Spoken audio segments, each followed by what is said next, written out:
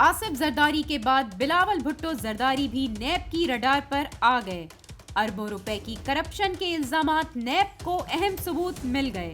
नैब रावलपिंडी ने 24 दिसंबर को chairman peoples party को तलब कर लिया। जराए का कहना है कि नैब हुक्काम जरदारी ग्रुप ऑफ कंपनीज के अकाउंट से 1 अरब 22 करोड़ रुपए की जेवी ओपल में मुंतकली पर तहकीकात कर रहे हैं और जरदारी ग्रुप में बिलावल भुट्टो 25% शेयर्स के मालिक हैं, जिस पर इन्हें तलब किया गया है।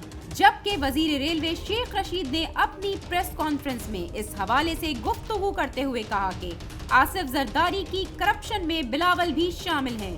1.5 अरब रुपए की ट्रांसैक्शन में बिलावल भुट्टो जरदारी के दस्तखत भी मौजूद हैं।